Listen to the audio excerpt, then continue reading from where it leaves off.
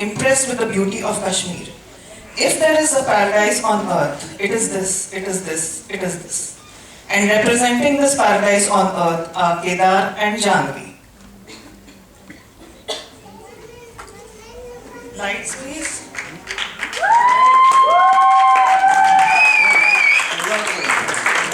Kedar is wearing a Pathani suit, or what is called the Khan suit, the preferred dress of Kashmiri Muslim men. He has a shawl to go with it. The shawl has embroidery called Doruka. This intricate embroidery is called Doruka because it is done so skillfully that the motif appears the same from both sides of the fabric. Men and women in Kashmir wear a loose woolen garment called firan. This falls in loose folds in which they can hide the jhanvi, the basket with hot coals, which they hold against their stomach to ward off the cold in winter. The firans worn by women have intricate embroidery. Janvi is wearing a city version of the firan with a chain stitch embroidery that is common to Kashmir. It is called Ari embroidery and is a speciality of Kashmiri artisans. It has concentric rings of chain stitch. It is made using a special hook needle known as art. This needle is very similar to a crochet needle. Thank you, Kedar and Janvi.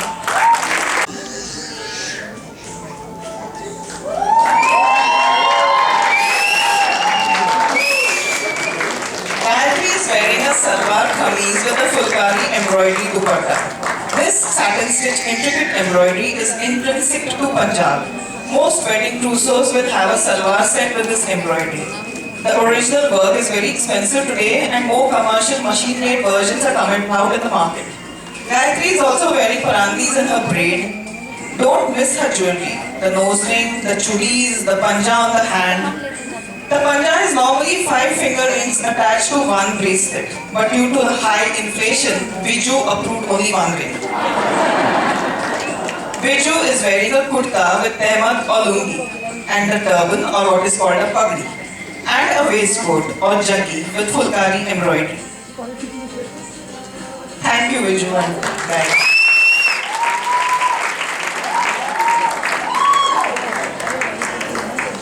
And now for the land of the kings, Rajaon ka Sthan, Rajasthan. Samidha and Suhas invite you to Padharo Mhare Desh. Samidha is wearing a Rajput 4-piece dress which includes the ghagra, the odni, the kurti which is a short blouse similar to a sari blouse, and a kanchi which is a longer loose top over it. The fabric is bandhni, a tie-and-dye technique found in Rajasthan and Gujarat.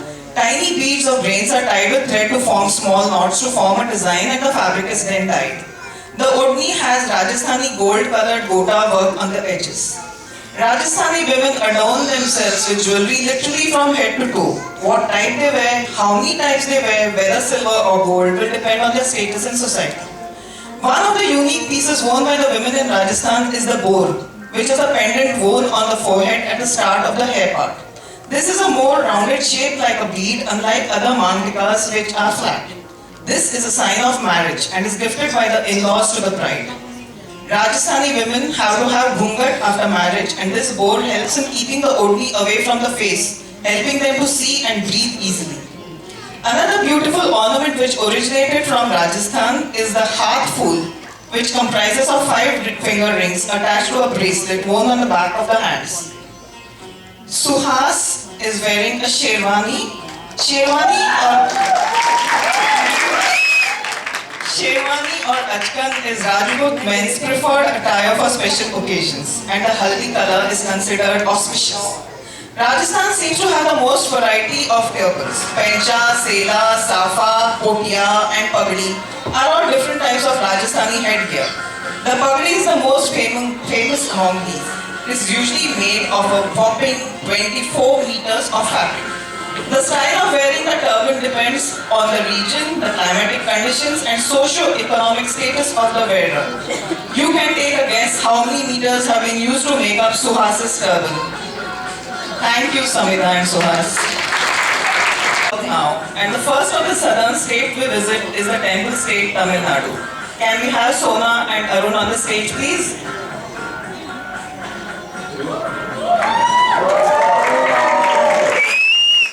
Arun is wearing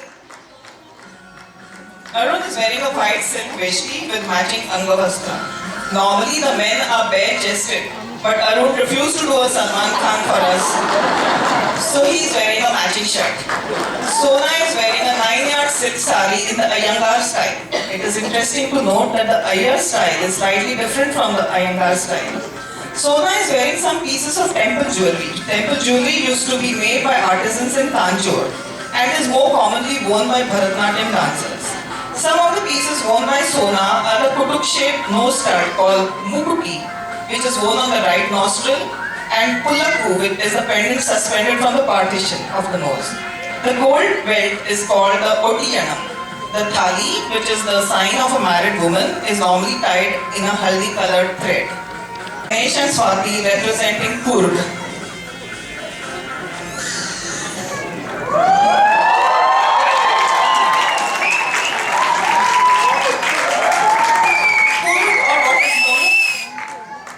What is known today as Kodagu is a hilly region in southwest Karnataka. The Kodagu men wear kupyas, which is a black knee-length half-sleeved coat over a full-sleeved white shirt. Chate, a maroon and gold sash, is tied at the waist and a silk turban completes the look. The saris worn by women have pleats at the back and the pallu goes around the chest and comes to the front over the right shoulder. The reason to have pleats at the back was that the woman found it easier to climb the hilly region of Kurg with a sari draped this way. In the olden days, they used to wear either a full-sleeved or three-quarter sleeve blouse and cover their head with a scarf, but now most wear a regular sari blouse. Thank you, Swati and Ganesh. Kerala. We have Sachin and Priya in the traditional costume of Kerala.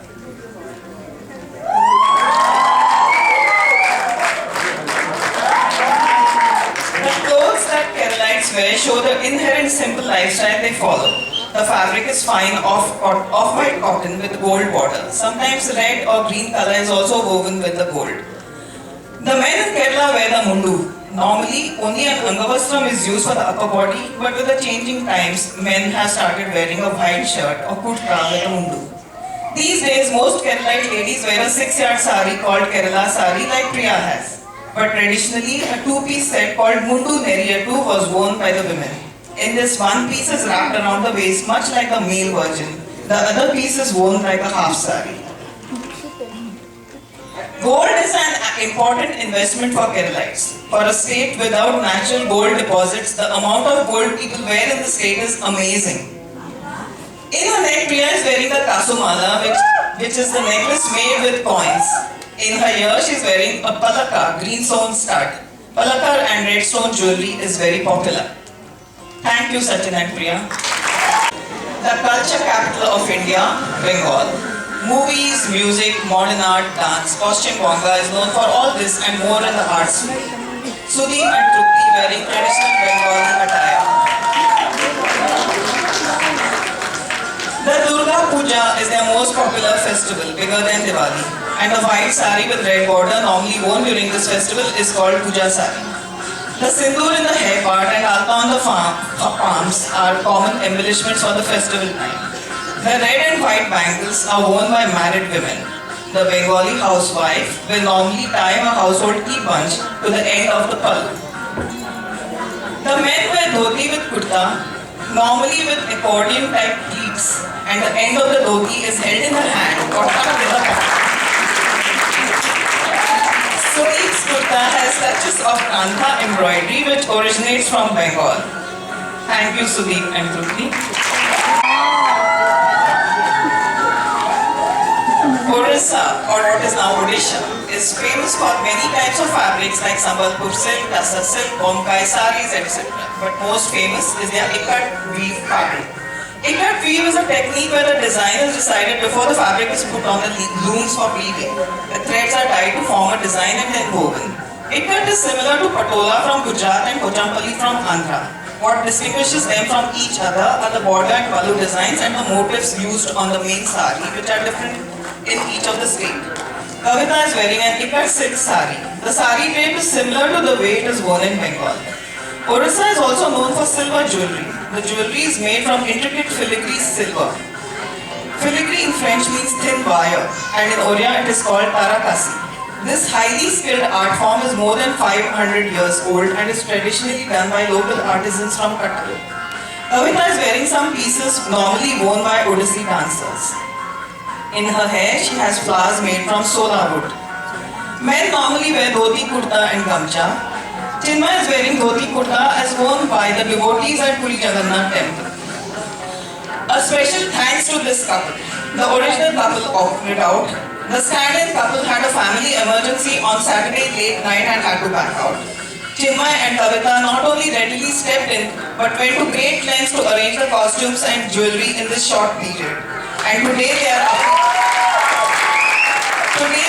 appearing here directly for the first time without any rehearsals.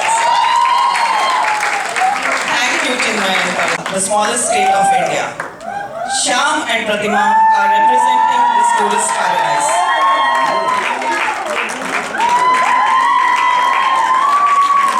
An old form of music called a mando is from Goa, and the female performers of this mando used to wear a two-piece set, a rich gold embroidered top called bazu, worn over a sarong-type ankle-length skirt called torok. The skirt always had embroidered borders in gold in a set pattern stitched to it. A folded scarf or shawl called tualo would be thrown over one shoulder. It is believed that Goan women returning from Portuguese colonies like Malaysia and Macau introduced such oriental styles of dress to Goan society, and then women belonging to the upper and middle classes took to wearing it for special occasions. Eventually, the bazu torok became the accepted costume for women whenever they performed Goan mandos.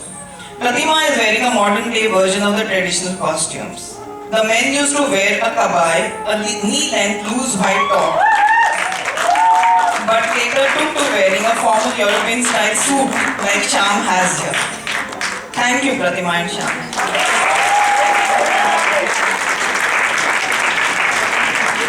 Representing Gujarat. Jai Shri Krishna, Sanjay Bhai and Geeta Ben. Geeta is wearing a Gharchola sari. Gharchola saris are the most symbolic element of a Hindu or Jain wedding in Gujarat.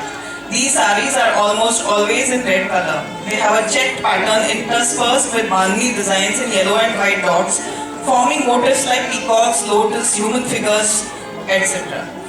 Geeta is wearing kundan jewelry, which originates from Gujarat and Rajasthan. Studded with semi-precious stones, it has an enamel work on the back of the pendants. The traditional Gujarati women will always have a silver key holder tucked at her waist. Sanjay is wearing dhoti and kurta, which is the most common male attire in Gujarat. However, Geeta complained that everyone's husbands had colorful and elaborate costumes, while her husband had to wear this plain and boring stuff. So we gave Sanjay a colorful kachi embroidered waistcoat to wear.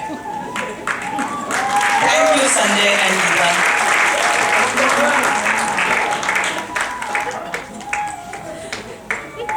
When the Parsis left Iran, they sought asylum in Gujarat and assimilated a lot of customs and traditions of the Gujaratis. We have Punu and Chaitan called this to go enjoy some Lagan Bhodu. Chaitan is wearing the dagli, which is a wraparound jacket, and the topi, which is worn for formal occasions.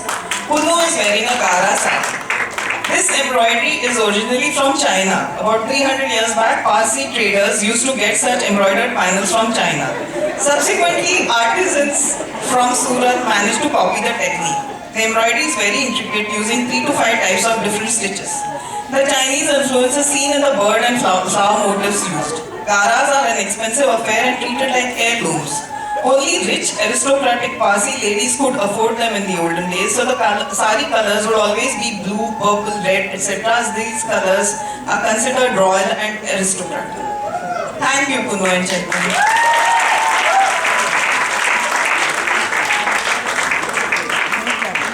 Priya Amutsa Eka Maharashtra Desha.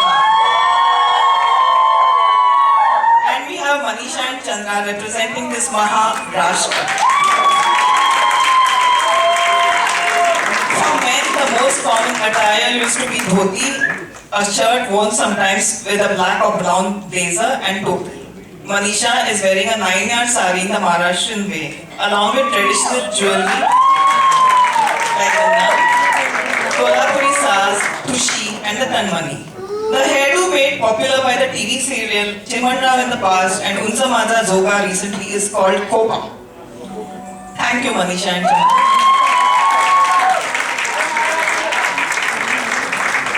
And now we have the grand finale. Ladies and gentlemen, we present to you the Chitrapur Saraswat bridal couple, Aditya and Ankita. Though we are all familiar with the CSB bridal attire, here are some details on the cord as given in Mrs. Asha Fila's blog. Quote, in most Indian marriages, the bride always wears a veil. The Konkani bride wears a white veil called cord, which forms a distinct symbol in the Saraswat bridal attire. Unlike veils worn over the head by other communities, the cord is worn in a particular way over the choli. The 2.5 meters of flowing white cloth depicts virginity, modesty, and purity. Hence, it is always white or off-white. Unquote. We would like to thank Chandrapachi, Bizur, and Anandita for helping us with dressing up the bride and for providing the following details. Unlike other communities where the groom puts a Mangalsutra or Chikut on the bride, in Amchis the mother puts it around the bride's neck. The groom puts a Kashi Tali which is made with 12 corals and 2 black beads. The bride wears 7 green bangles on the right hand and 5 on the left. Ankita is also wearing Zord Pod, or what we have nicknamed the fruit salad necklace because of the fruits and vegetable shaped pendants on it. Thank you, Ankita and Aditya.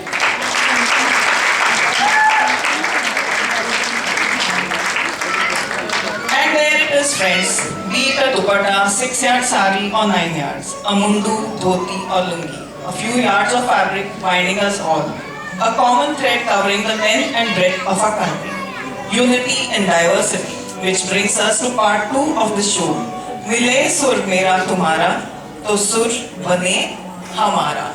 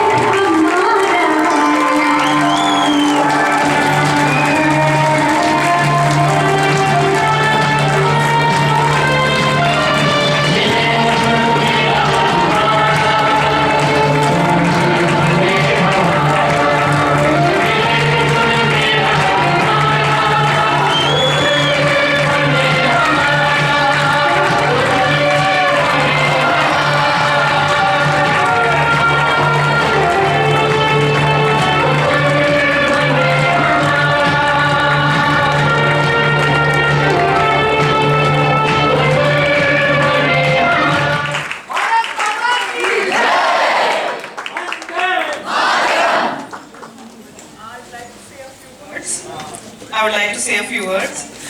When Sanjay spoke to me about doing the show, my biggest concern was arranging costumes for 28 people. But the participants pitched in wonderfully, generously lending clothes and jewelry to each other.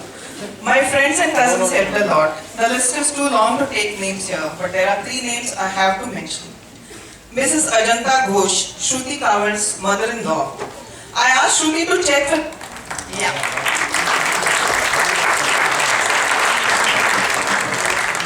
I asked Shruti to check with her on draping a Bengali dhoti.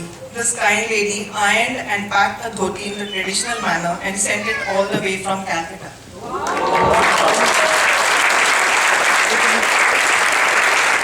Linata Roshan and Rao, who sent dhotis and sherwani within 2 days of me asking her to send. And my mother, who stitched 2 of the costumes at a very short notice, Pratima's skirt and Ganesh's jacket.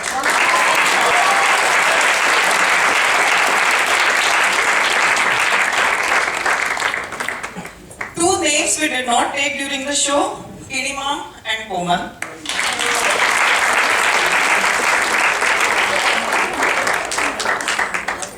And our 2 talented choreographers, Divya and Veda.